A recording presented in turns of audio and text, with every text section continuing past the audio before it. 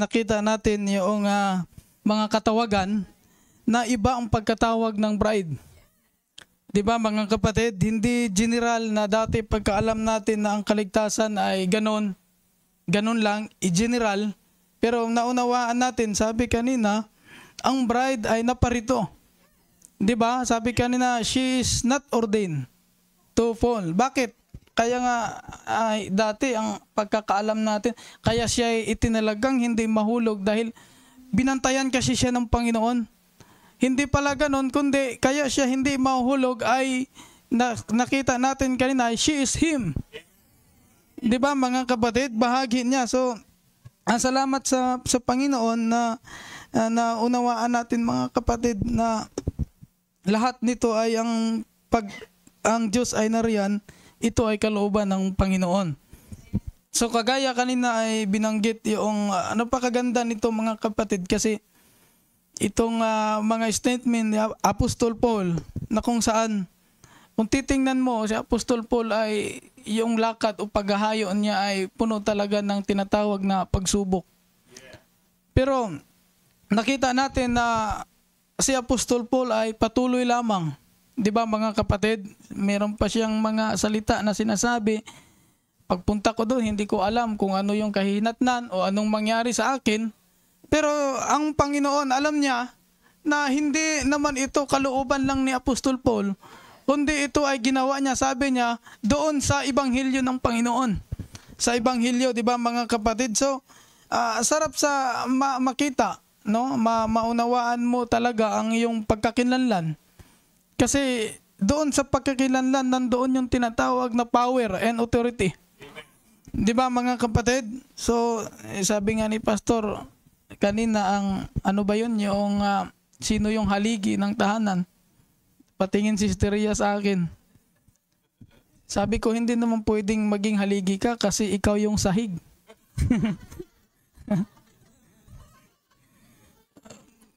Pero alam nyo mga kapatid, no? Naaalala ko yung haligi ng tahanan, yung pamangkin ko tinanong ng teacher, sino ang haligi ng tahanan? Tumaas siya ng kamay kasi alam niya, tama yung sagot niya . Sabi niya, magkuno ma'am. Yung magkuno, alam mo yung kahoy na matigas, yung iron wood. Sabi ng teacher, hindi yan. Hindi yan yung haligi. Umiyak siya kasi alam niya yung haligi ng bahay nila, magkuno . Matibay yan mga kapatid. So kanina, naunawaan natin na ang haligi ng tahanan, yung pundasyon ng tahanan ay ang salita. Di ba mga kapatid? Yung salita, yung pundasyon, hindi na yung palagi ng pinag-uusapan na noon ay ang kailangan yung lalaki ang masunod. Regardless kung ano man ang ano. Pero nakita natin, kailangan ang word. Di ba sinabi ng word na magpasakop sa asawang lalaki, word yan . Di ba? Yun ay according sa salita ng Panginoon. Pero pag lumihis yan sa salita ng Panginoon, gawin. Sabi ni Brother Branham, just do your part, your duty as a wife. Di ba mga kapatid? But yung mensahe ay wag mong isang tabi. Di ba mga kapatid? So sabi dito, ulitin ko pagbasa, yung Acts 20, maganda yung statement ni Apostol Paul na mapagkunan natin ng kalakasan sa bawat isa mga kapatid. Sabi ni Apostol Paul, yung Acts 20:19 tapos 24 at saka kinuha yung topic sa 27. Sabi dito mga kapatid, na ako'y naglilingkod sa Panginoon ng buong pagpapakumbaba ng isip at ng mga luha. So, dito pa lang makita mong hindi basta-basta ang pinagdaraanan ni Apostol Paul. At ng mga pagsubok na dumating sa akin dahil sa mga pagbakay ng mga Hudyo. Di ba mga kapatid? Kaya maunawaan natin sa ibang sulat, sa mga ibang talata ni Apostol Paul, kung yung imagine, doon sa lahat ng lakad ni Apostol Paul, alam naman natin mga kapatid, yung mga ginawa sa kanya. Di ba? Kita mo doon yung may mga criticizer ni Apostol Paul ay talagang hindi basta-basta. Di ba? Kung wala ang Panginoon, gusto talaga siyang katayin na eh. Di ba mga kapatid? Ngunit, yun ay, sabi ni Apostol Paul, mga kapatid, sa 24, sabi niya, datapat hindi ko minamahal ang aking buhay na waring sa akin ay mahalaga. Yes. Ganon yung mga statement ni Apostol Paul. Sabi niya, maganap ko lamang ang aking katungkulan at ang ministeryong tinanggap sa Panginoong Hesus. Di ba? So, si Pablo tao yan mga kapatid eh. Kagaya natin yan mga kapatid. Kung wala ang Diyos noon, kung wala ang Diyos doon mga kapatid, na siyang nagbigay sa kanya ng kalakasan, lahat ng ginawa na apostol ay baliwala lang yun. Di ba mga kapatid? Kaya sabi niya, I can do all things through Christ which strengtheneth me. Amen. Hindi naman niya magawa noon kung wala ang Diyos na nagpapalakas sa kanya. Di ba mga kapatid? Ito kinuha ang topic. Sa 27, sapagkat hindi ko ikinait ang pagsaysay sa inyo ng buong kapasyahan ng Diyos. Iyon pala ang susi. Hindi lang niya kapasyahan, kundi ito ay kapasyahan ng Diyos. Di ba? Kung ito ay hindi pagtatalaga ng Diyos, kahit regardless kung ano pang testimony mo, kahit kagaya ka pa ni David na sumasayaw, nagpupuri, umaawit sa Panginoon, kung wala ang Diyos yun, bali wala yun mga kapatid. Di ba? Kaya ano ba ang sinabi sa atin? Magpatuloy lang. Hindi naman tayo magpatuloy o yung sinabi nga ni Sister Rhea na para to converts, na upang dumami kayo. Hindi ganun mga kapatid. Di ba? Yun yung tanong ni Sister Rhea na sabi ko, alam mo, yung mga tanong ay sasagutin ng Panginoon yan. Kasi sanay siya na doon sa kanyang unang saan siya galing ay talagang bibigyan ka ng ministry. Di ba? Yan si Sister Rhea talagang, minsan sinamahan ko siya, mga kapatid, alam niyo naman yan, na kagaya ng ginagawa yung video ko, audio call na Bible study. Palaging inaano niya, na ganun palagi mga kapatid na ginagawa niya noon. Kasi 15 minutes yung tinatawag na magbigay ka ng kalakasan or yung mensahe. Pero pag magsimula na sila, yung 15 minutes, prayer lang ni Sister Rhea. Ilan na yon? Sabi niya gano'n, praise God, hallelujah, hallelujah, tayo po yung gano'n. Hanggang sa mag-pray 15 minutes. Ano ba? Siyempre, gano'n sa kanila eh. Umawit ka ng ilang minuto o halos umabot yung isang oras ng ang praise and worship. Tapos ang mensahe, ay talagang ano lang, di ba? Tayo ay magpakabuti para malugod ang Panginoon. Huwag tayong magnakaw sa Panginoon. Ganun lang. Di ba mga kapatid? Pero in praise and worship, may tatawag pa yan nila Sister Rhea. Magpa-practice yan po. Ano ba yung, meron kaming practice sa sayaw kasi sayaw, kanta with sayaw. Ay wala namang masama doon. Di ba mga kapatid? Pero ang higit sa lahat, alam nyo, kung binhi yan, hindi naman makwikin sa sayaw yan eh. Sabi ko sa kanya, nung una akong tumayo, hindi ba, yan yung madurog pa yun sa sayaw. Sabi ko sa kanya, sa doon, nung una akong nagsalita, sa sunod, tayo, tapikal. Para magkaalaman, ganun agad yung ko eh. Si pastor kasi, siya eh. Ako, para hindi na masayang yung panahon. Ganun agad yung ko mga kapatid. Sa sunod, yun, kung gusto nyo, original sin. Ito yung isip nila, alam na namin yan.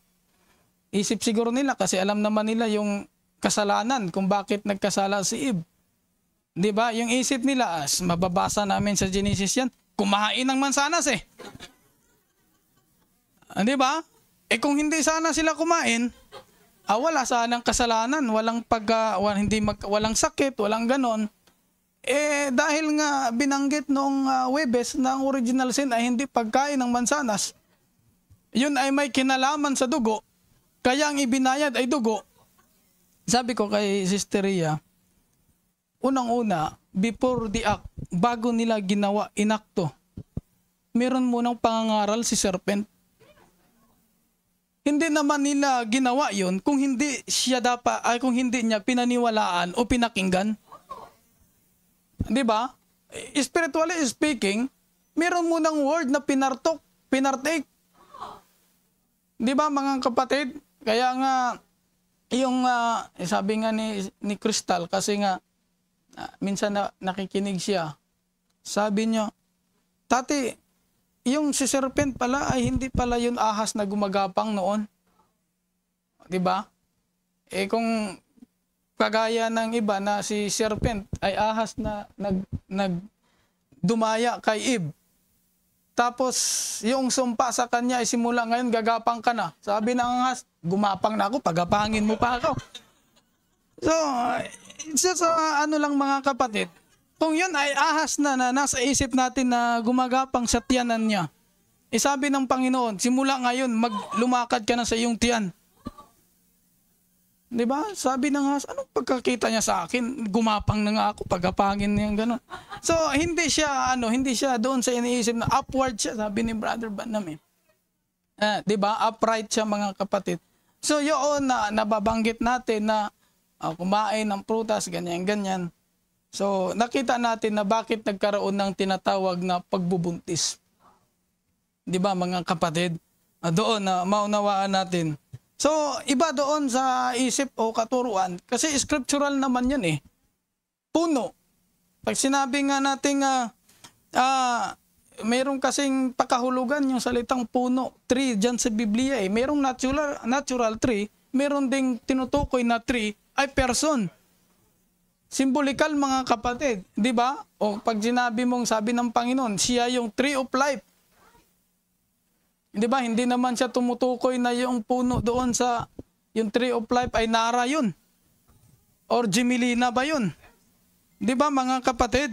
So yun yung mga maganda din balikan mga kapatid, no? Kasi diyan talaga nagsimula eh. Umaunawaan natin bakit mayroong pagkahulog ang tao. So sabi niya mga kapatid, ilang mga quotation lang. Kaya maganda yon. Kaya nga sabi ko, sa sunod, ano tayo? Topical. Sabi ko, sige, anuhin natin. Kung anong gusto nilang topic, sige. Sabi ko, pag mag-agree sila, chat mo na si Pastor. Akala ko ba ikaw? Hindi, mas maganda yun si Pastor.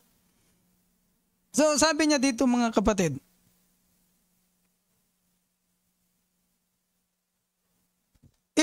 sabi niya ganito, notice, David shouted with all of his might.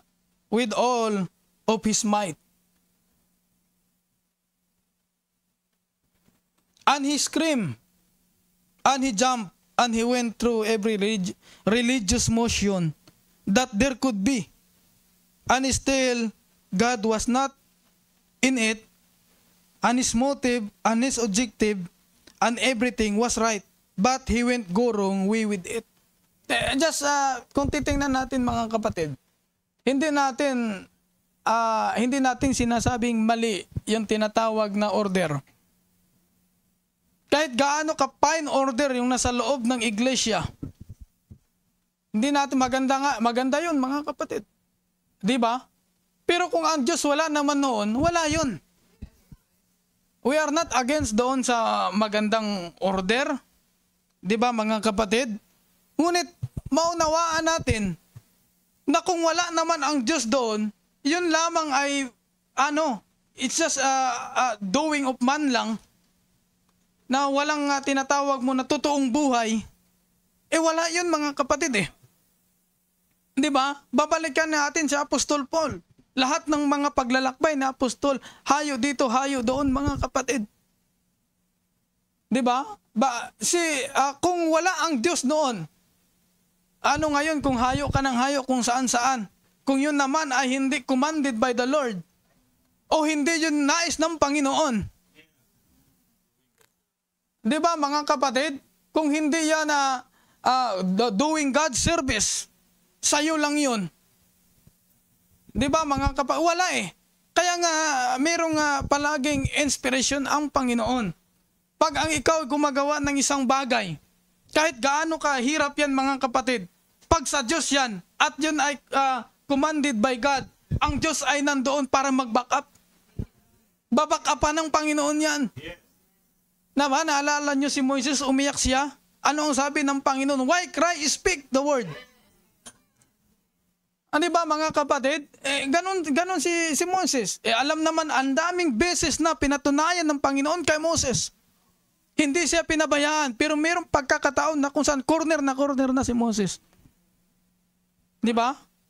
Ay ba, minsan, individual sa buhay mga kapatid. Minsan, yung paulit-ulit na bagay na minsan nagbigay sa atin ng stress, yun pa rin. Minsan, nawawalan, minsan na tayo, na nasasaraduhan. Pero ginawa na ito ng Panginoon eh. Kung paano ito binigyan na ang sagot ng Panginoon, ito rin naman yung pinagdadaanan ko ngayon. Sabi ng Panginoon, wala ka namang ibang gagawin eh. Salitain mo lang. Di ba mga kapatid? Yan ang bigay ng Panginoon sa atin. Sabi na, He done all the religious movements, shouted, sang, had special singers, special shouters. Meron pa palang ganon. Everything else, they dance in the spirit, they done everything that was religious. Yun ba ang basis? Hindi. Di ba mga kapatid? It's something like our great crusades of our time. They want to win the world to Christ. Yun naman yung hangarin pag binabanggi. Alam mo yung mga ngaral? Gusto kasi naming ang mundo, ang tao ay mailapit sa ating Panginoon. Di ba? Yun yung yun yung mga sagot. Bakit po kayo naghahayo? Kanina lang umaga sa palengke. Di ba? Dahil maingay yung palengke, ang laki ng trumpa din kaninang umaga eh. Hindi naman natin inaano yan mga kapatid. Pero ano ba yun ba ay ano ng Panginoon, kalooban? Sabi ni Sister Rhea, alam nyo, ginawa ko yan noon eh. Yung mga ganong bagay. Bigla na lang sa kalsada, mangangaral ka, magbahay-bahay ka. Kaya minsan, sinamahan ko siya. Siyempre, girlfriend mo eh. Pakita din ng support. Pero hindi doon support sa yung ginagawa niyang magbahay-bahay. Support lang, taga-bit-bit ng ham. Yun lang yung ginagawa ko. Akala ko naman, ibibigay lang agad. Meron pa doon, nagbabraha mga kapatid sa labas. Tapos lalapitan lang niya ba? Siyempre, yan ang tawag. Tong its ba yun? Ibis na iganon na sigurong braha, nandyan si Sister Rhea, ganon-ganon, bibigyan pa niya ng ham, ipag-pray pa niya yan. Talagang, may ulam na, pinag-pray pa. Siguro nagganon yung naku, sana manalo ako sa braha. Nandyan pa yung braha eh, pinag-pray niya eh. Okay lang, pasalamat sa Panginoon yan. Pag umabot na ng 10 minutes, isang bahay pa lang, 10 minutes na yung prayer, iwanan ko na mga kapatid. Bit-bitin mo yung ham, ibigay mo. Bigay lang agad, wag na yung ipag-pray mo ng 10 minutes. Anin na ba? Isang oras na yun.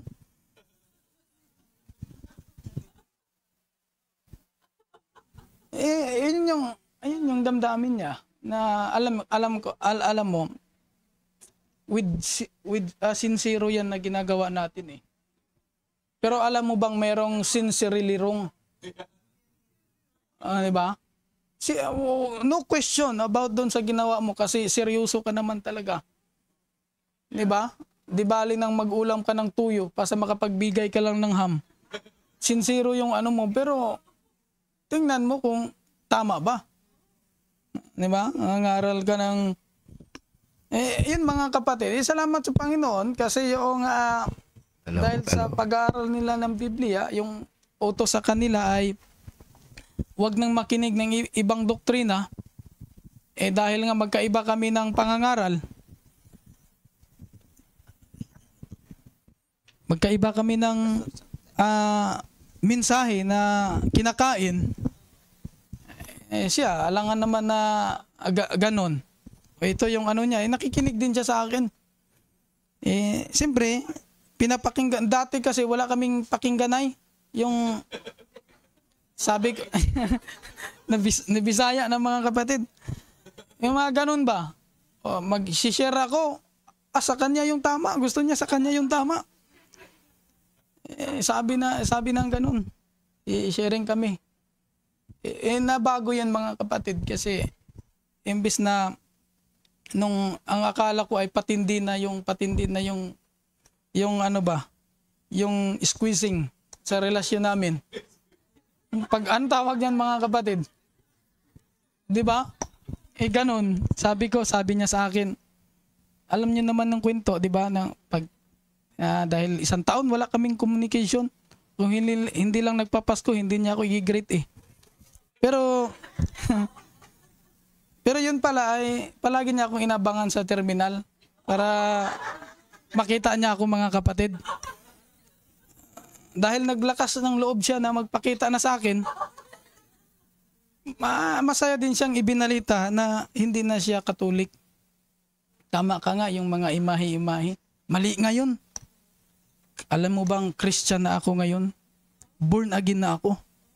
Isip ko, naku, mas lalo tong ano kasi meron na siyang hinahawakang ano ganun. Hanggang sa hindi magkasundo. O sige, ano muna tayo? Walang pakialaman Anong tawag yan? Walang pakialaman. Pagdating sa stand. Sabi ng ganon. Siyempre, alangan naman umabot tayo sa pagpakasaka, pagpakasal. Hindi pa rin natin yan mabigyan ng tamang lapat. Kailangan, muna. Yan, salamat sa Panginoon. Sabi ko, hindi kung binhi ito, Lord. Kasi marami ng panahon na na talaga hindi na pwedeng magkabalikan. Pero mo 1 taon wala nang mga kapatid. Dahil nga, hindi naman ako bigyan ng Panginoon ng makakasama nga problema ko pa. Yun naman ang ko sa Panginoon sabi ko, yung ministry mo, habang umuupo ako, imamassage mo lang ako, ministry na yan. Lang mga kapatid.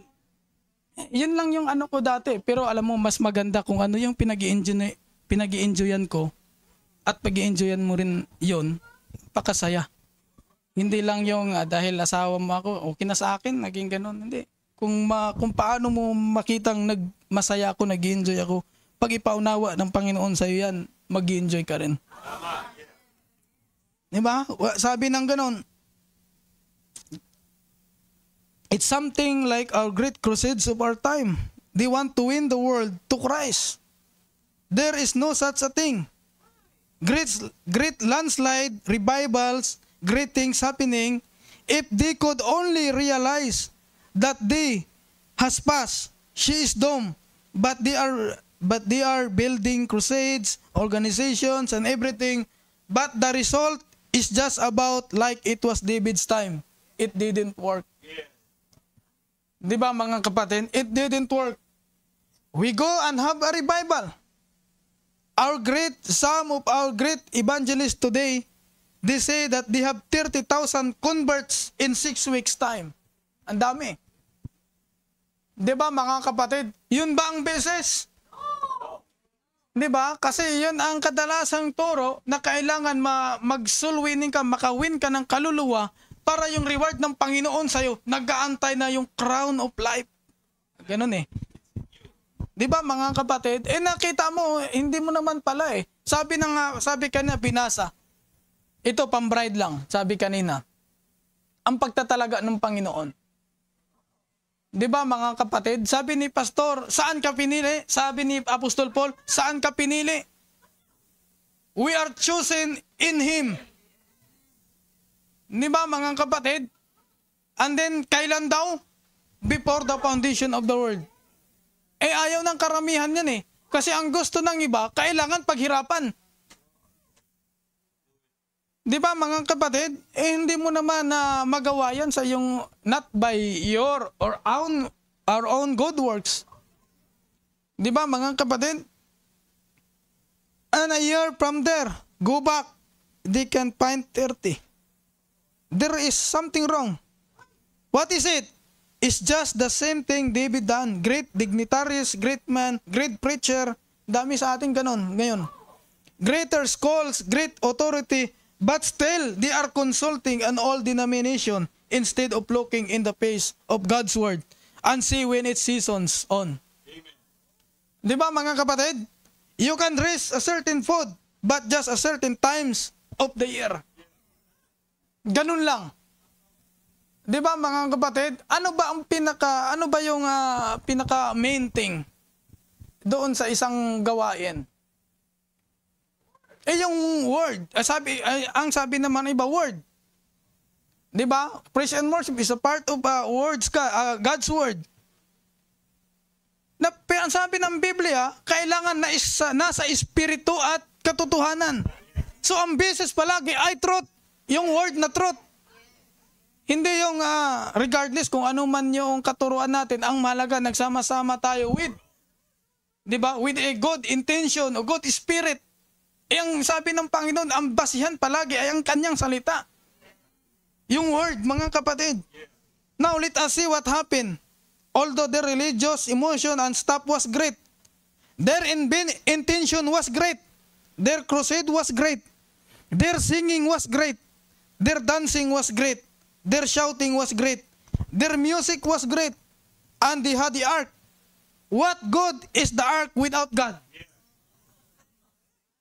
Di ba mga kapatid, sumasayaw ka dyan, umaawit ka dyan ng mga papuri sa Panginoon. Ano ang maigagandang idudulot sa'yo kung wala naman ang Diyos? Di ba mga kapatid, it's just a wooden box. A couple tables of stone.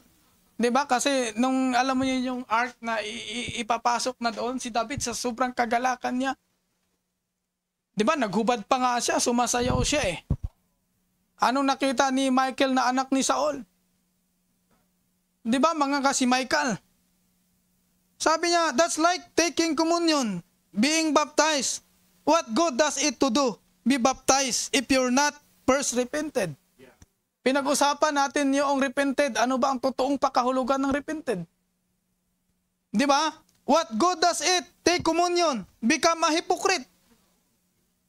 If you don't live the life and believe the rest of God's word, take part of it, and not the rest of it, it shows there is something wrong. Di ba mga kapatid? Now, when all this happens, let us now see what happened when God and His age and His time is not considered just the people's idea. Di ba mga kapatid? Bakit ganun na lang? Di ba? Every time na hindi ko naman, kasi sabi ko kay Sisteria, hindi ko sinasabing mali ka. Hindi ko sinasabing mali yung ginagawa mo. Sa isang banda, hindi ko dinirect sa kanya, mali yan, yung gano'n eh. Di ba? Pagtimbangin mo lang. O, ito yung, di ba, ito yung ano mo, ito yung sa akin. Pagtimbangin mo daw. Salamat sa Panginoon mga kapatid. Sabi ko nga alam nyo, sabi ko kay Sisteria, alam nyo naman, open naman ako mga kapatid sa relasyon namin simula nung ano pa lang.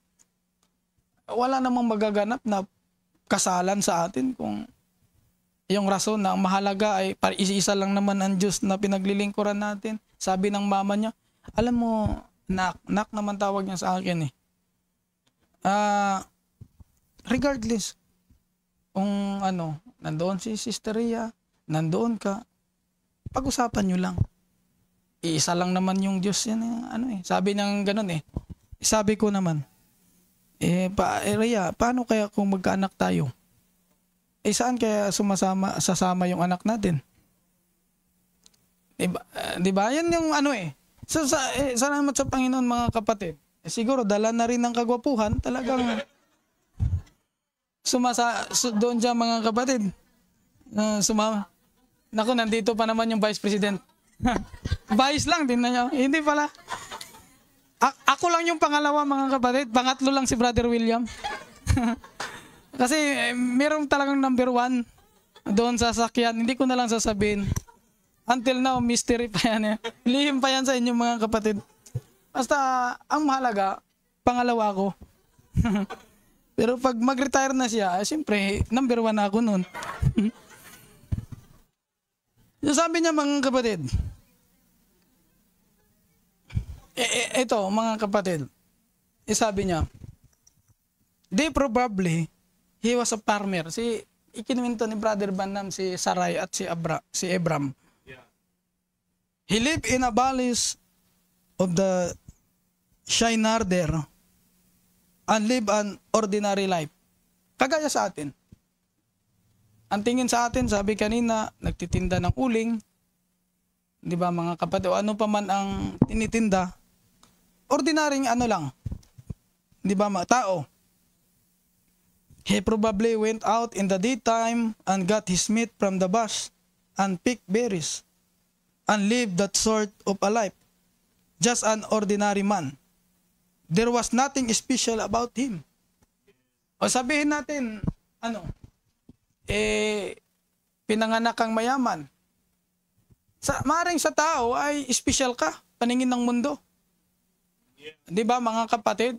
Pero walang, kahit mayaman ka, kung hindi ka naman tinawag ng Panginoon, kagaya ka lang din doon sa mahirap. Regardless kung anong katayuan mo sa buhay, mayaman ka o mahirap. Di ba mga kapatid? There was nothing special. But one day God called him. That's what made the difference. When God made the call. Amen. Di ba mga kapatid? Iba nga yung pagkatawag ng Panginoon eh. Hindi ka tinawag para sumali doon sa kanyang pamilya. Tinawag ka ng Panginoong pinaalala na ikaw ay bahagi ng kanyang pamilya. Yes. Di ba? We are not joiners lang. Maki-join lang mga kapatid. Yung pagtawag ng Panginoon, ang salitang pagtawag ng Panginoon para maiposisyon ka kung sino ka to begin with. Hindi yung tinawag ka para maging bahagi. Di ba mga kapatid? That's what made the difference when God made the call. And that's the way it is to any life. It takes God. It isn't what you do. It what God does. It isn't what you do. It's what God does. Di ba? Kung titingnan mo yung ginawa ni Apostol Paul kanina bilang tao, talagang mapanghinaan ka ng loob mga kapatid. Di ba? Hindi basta-basta nakita natin si Apostol Paul galing pa yun sa pagsasalita hanggang sa sumikat ang araw. Tapos kailangan niya niyang lumisan para may pupuntahan na naman. Di ba mga kapatid? Ang daming gumagawa ng ganun eh. Yung Acts of, doon sa Acts, ginagaya nila yan mga kapatid. Ang daming gumagawa ng ganun. Di ba? Kagaya ni Apostol Paul. Pero yun ba ay sapat na? Yun ba ang basihan? Hindi mga kapatid. Di ba? It isn't what you do, it's what God does. See, you say, I sought God. I sought God. You're mistaken. Ito kasi yung kadalasan na itinuturo, salamat at natagpuan ko ang Panginoon. No. Di ba mga kapatid? Yun kasi, salamat at natagpuan ko ang Panginoon. I sought God, you're mistaken. No man seeks God, but God seeks the man. See? It's not you seeking God, it's God seeking you. Amen. Alam naman natin ang buhay ng Apostol Paul. Taga-ano pa nga ng mga mananampalataya yan eh. Di ba? Taga-pagpakulong yan eh. Kung maabutan ka pa nandoon ka sa bahay, talagang huhulihin ka ni Apostol Paul. Jesus said, you haven't choose me, but I choose you. See? So you're choose before the foundation of the world, or you wasn't choose at all. Ganun lang. He just come to redeem that name. And all whose names are not on the Lamb's Book of Life before the foundation of the world is the only one going to be there. Anyhow, see? You were chosen in Him before the foundation of the world. When the Lamb was chosen, then you were chosen with Him before the foundation of the world. Di ba mga kapatid? Ang ganda nito eh. Pero tinuruan tayo ng Panginoon. Di ba? Hindi natin gagamitin na ito pala ako ay before the foundation of the world ay pinili ng Panginoon. Okay, pwede naman pala akong magligaliw na lang kahit saan. Hindi mga kapatid, kailangan magmanifesto yung pagkapili ng Panginoon sa iyo. Di ba? Hindi naman pala, it is not our own good works, but it is God's doing o ginagawa ng Panginoon. Ito ang pagpili ng Panginoon. Hindi na pala, ibig sabihin hindi na pala mahalaga yung good work. Hindi mga kapatid. Ang sinasabi lang natin, hindi lahat ng good work ay pride na. Pero hindi nangangahulugan na ang good work ay wala sa bride. Di ba mga kapatid? Hindi nangangahulugan. But hindi yan yung lisensya natin. Di ba? Kailangan makain mo. Di ba? Kailangan yung mensahe sa iyong panahon at ikaw ay isa. So sabi niya, that's all he needed. Was the word. That's all you need today. It's not a credential from some church. You don't need a denomination to back you up. You need the word to take the rapture with it. Amen. Di ba mga kapatid? Hindi na natin kailangan pa ng ano pa man ng mga klaseng credential. You don't need a denomination to back you up. You need the word to take the rapture with it. You don't need some credential. You don't need some long history of some school to be held this morning. You need to accept the word. That's it. You don't need the doctor's word. If the doctor says he's done all he can do, that's all he can do. He says you got a cancer, tumor, you're going blind, you're deaf, you're dumb, whatever it is, that doesn't matter. If you could take the word to that burning promise to bash yonder, amen, something's going to happen. Di ba mga kapatid? Yun yung ano ang kaya sinigurado ng Panginoon, kasi sa Bible, nababasa natin yung merong pagsamba dyan na walang kabuluhan. Ano yung kasunod niya? 'Di ba? Doctrines of man. Yun yung sinabi ng Apostol Paul Yung pala yung pagsamba na walang kabuluhan kung doktrina lang ng tao.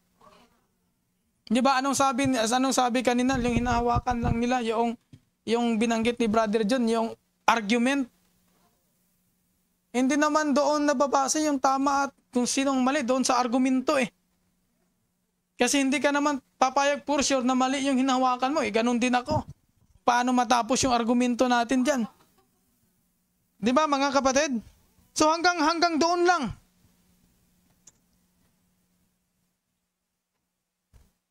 God will prove His word to be so every time that it's received on the right kind of ground. That's what you're needing. His word. He proves it. He keeps it. You can rest assured that it's right. He proves His word in every age. By the most unusual way. But He always does it in the same way. Diba? Bawat isa sa atin mga kapatid. Now, last quote. Sabi ng ganito, people today is crying all the time. Salamat at nandito na pala si Brother William. Hanggang 3:30 lang ako mga kapatid. People today is crying all the time. Lord, what next? What next? Just speak and go forward. Yeah.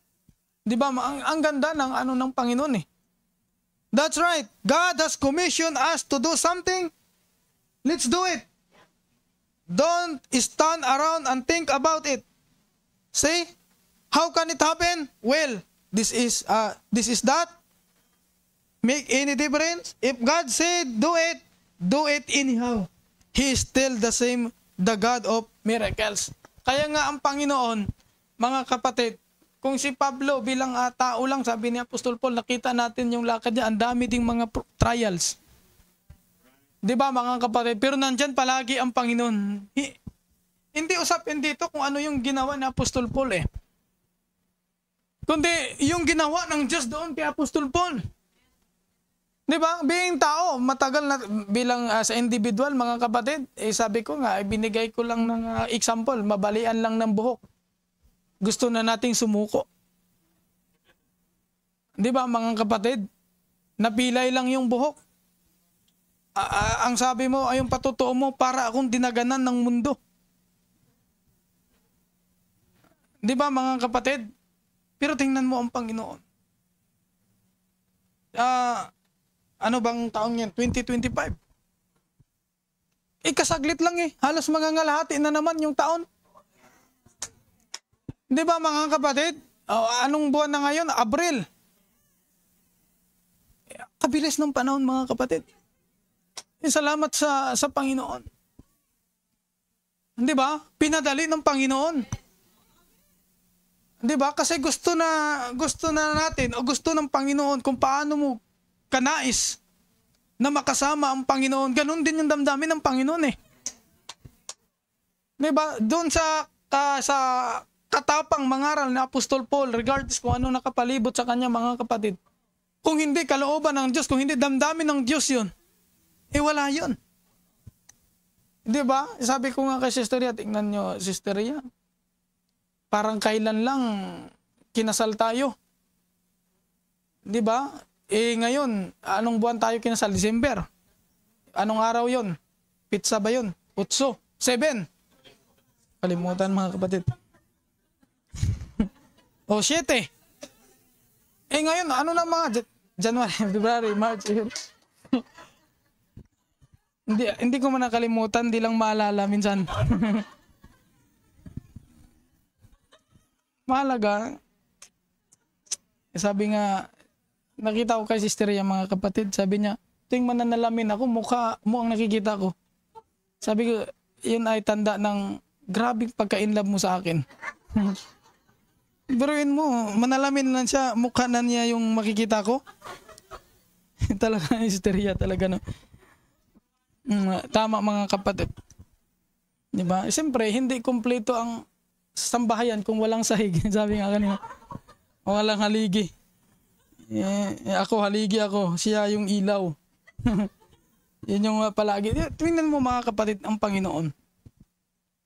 Individual sa atin. Diba? And then imagine doon sa pinagdadaanan ni Apostol Paul. Sabi na pastor kanina, hindi nga, wala nga sa katiting yung pinagdadaanan natin doon sa pinagdadaanan ni Paul. Pero hindi doon eh.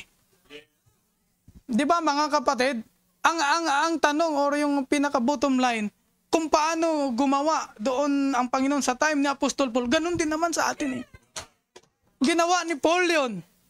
Di ba, mga kapatid? Na yun ay ano ng Panginoon. Ginawa din naman natin ito sa Panginoon. Di ba? Regardless kung ano pa man yung hirap o ano pa man, mga kapatid, ang mahalaga ito ay gawa ng Panginoon. Hindi gawa ni Pablo, ni Apostol Paul, at hindi mo rin gawa. Sino ang may gawa? Ang Diyos. Ano yung inano sa atin na salita? Magpatuloy. Di ba? Calls and gifts without repentance. Di ba, mga kapatid? Kung walang repentance, walang pagsisisi. Kasi Diyos ang may gawa eh. Hindi mo gawa eh. Kasi kung gawa mo, mahihirapan ka talaga. Pero salamat sa Panginoon, gawa ito ng Panginoon. Ano lang sa atin, magpatianod lang, mga kapatid. Di ba ang sarap nun, mga kapatid? Palagi kong sinasabi sa inyo, ako ayaw kong tumayo. Pero hindi ikaw eh. Ang Diyos eh. Di ba, so yun lang, mga kapatid, with that little inspiration, isang malaking inspirasyon sa atin, yung binasa kanina sa Acts. Di ba, mga kapatid? Kasi Diyos naman ang lahat ng may gawa nito. Ganyan lang, mga kapatid.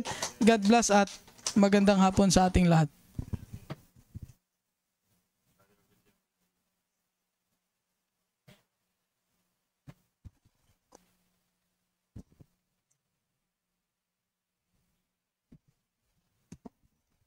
Amen. Shalom.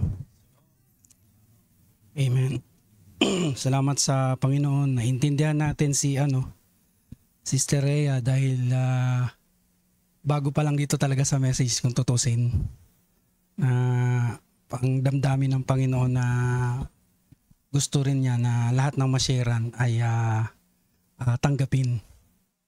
Kaya lang, tuturuan din tayo ng Panginoon na yun nga, i-preach lang, tapos tanggapin o hindi. Basta ang mahalaga, yung isinishare mo, sigurado ka. Yun ang mahalaga. Sigurado ka kasi yun ang determine ng magiging resulta. Tanggapin man o hindi. No, so magkaroon din tayo ng kapanatagan, pero yun nga, ang damdamin ng Panginoon, ayaw niya na ang lahat ay mapahamak. Pero yan ang tamang attitude talaga. Kahit na bukas pauwi na tayo, preach pa rin yung word. Kahit pauwi na tayo bukas, hindi tamang katwiran na wag na tayong mag-share ng word kasi uwi na tayo bukas. Maling katwiran. Praise the Lord. So, salamat sa Panginoon sa message na pinagkakaloob na sa atin ng Panginoon. Hindi naman kaya ito overnight Pero lagpas sa ating kakayanan, mayroon perfectong way ang Panginoon kung papaano niya dalin tayo doon. So, in other words, mga kapatid, yung hiwaga ng Panginoon ay kaya nating i-digest kung marinig natin na what if 2 minutes pa lang siya tapos tinanggap niya yung message. What if? Wala nang if doon, tinanggap niya Kasi hindi naman siya yung tumanggap kundi ang Diyos ang nagtalaga in that sense Kung din siya tinalaga ng Panginoon, kahit 2 minutes, di naman niya tatanggapin yun Kahit pa 20 million years. Kung hindi naman siya tinalaga ng Panginoon, hindi niya yung tatanggapin. 'Di ba? Kaya nga yung isang example diyan, yung man at the right cross. 'Di ba? Ang daming ang daming issue diyan na paano siya hindi na-baptize? Paano siya hindi nag-repent, 'di ba? So God made a way para sa bawat isa. Ang mahalaga, habang naririto tayo, ma-encounter natin yung word for our day. And then that determines who really we are, kung sino ba talaga tayo, mga kapatid. At alam naman natin yung lawak ng kaligtasan no? Alam naman natin yung lawak ng kaligtasan pagdating sa ganyan. Hindi naman lahat bride. Nakakatuwa nga kasi yung pamangking ko last time, nung after ng service nung gabi, tumawag sa akin kasi excited siya kasi never niya na-experience yung pagkauhaw sa salita ng Panginoon. Sabi niya, nakinig siya nung service, narinig niya yung katagang bride. Sabi niya, there's one question na naiwan sa akin. Paano yan? Wala ako dyan sa Pilipinas. Wala ako sa Pilipinas, tapos hindi nyo naman ako kilala, hindi nyo ako kamiyembro, hindi ako kagrupo nyo, ganun. Di paano ako maging bride? Diba? Sabi ko, tinanong ko siya, naniniwala ka ba sa naririnig mo sa preaching? Oo. Di bride ka? Hindi naman membership yan Sabi kong ganon, ang salita ay hindi membership. Ito ay kung marinig mo yung message para sa'yo, hindi maiintindihan mo yun. Kung hindi para sa'yo yun, hindi mo yun maiintindihan. Di ba mga kapatid? Kung hindi ikaw yun, hindi mo yun maiintindihan. At kung hindi mo naman kailangan yan unawain sa iyong sarili, hindi mo yan maunawaan. Pero pag pinaunawa yan sa iyo ng Panginoon, yan na yung nararamdaman mong hindi mo awaring kagalakan. Ang dami niyang patutuo na ginawa sa kanya ng Panginoon habang naroroon siya. Nag-iisa lang yung pamangking ko. Malakas yung loob niya. Malayo yung mga dinadrive niya. Pero nagtitestify na siya sa mga miracles na ginawa ng Panginoon tapos nagtataka siya sa sarili niya kasi hindi naman niya dating ginagawa yon. Ultimo sa maliit na bagay. Praise the Lord yan, praise the Lord. So sabi ko, yan ang mainam sa gawa ng Panginoon. Kasi hindi ito limitado ng space. Kahit nasaan ka pa, wherever, what time, kahit nasaan ka pa kapag tinawag ka ng Panginoon, ay wala kang magagawa. So, anong gagawin ko, Tito Eric? Sabi niya ganon. Magpatuloy ka lang. You don't need to come here, sabi kong ganon.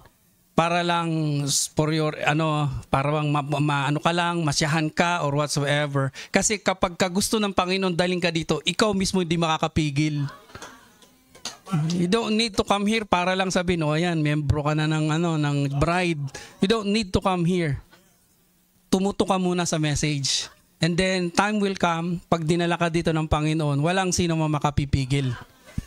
'Di ba? So I need to be baptized. Sabihin ganyan, time will come. Time will come. You will understand it in a way na hindi ka kinalburo. Kailangan darating yun sa iyong panahon. So sabi niya, salamat Tito Eric at expect more questions from me, sabi niya. No worries kasi hindi naman ako yung sasagot. Hindi naman ako sasagot. Nandiyan ang Panginoon para sumagot. I may not be the right person to answer that.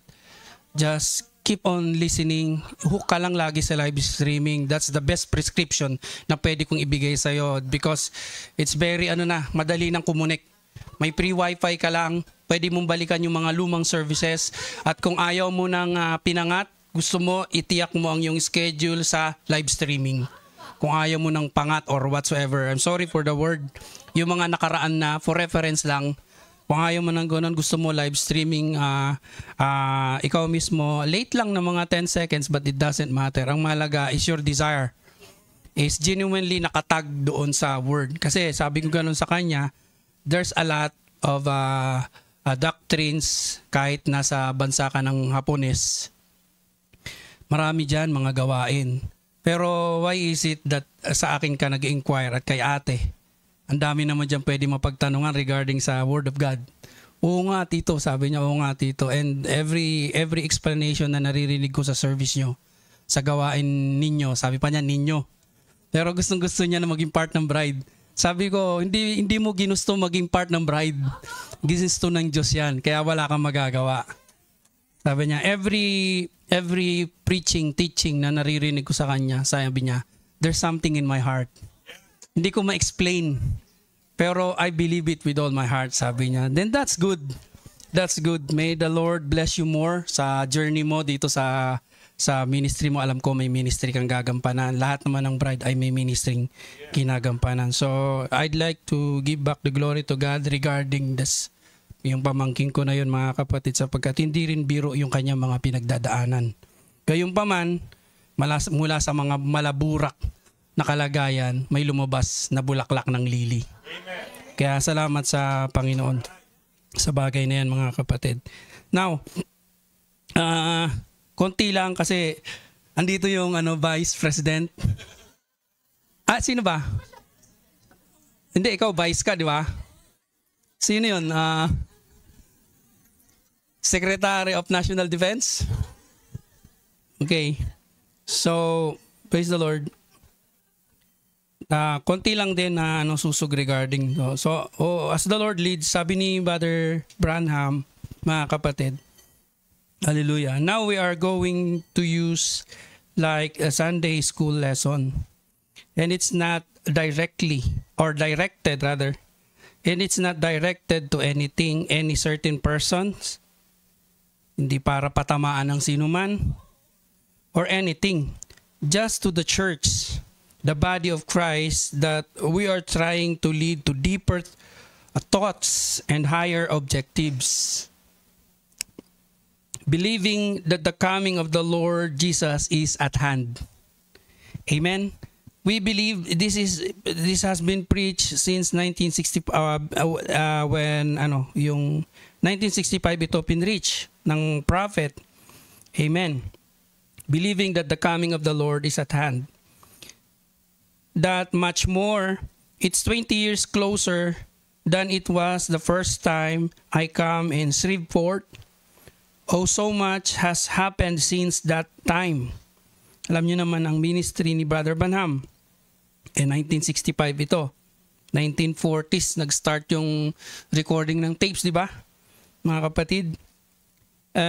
Much has happened since that time. Now, sabing gano'n ni Brother Branham, we're looking forward for the coming of the Lord in our generation. 1960s, sabi natin, senior na itong message. Di po ba? 1960s pa ito. mga kapatid. Brother Branham is already directed, sabi niya, papunta doon sa higher objectives and deeper thoughts.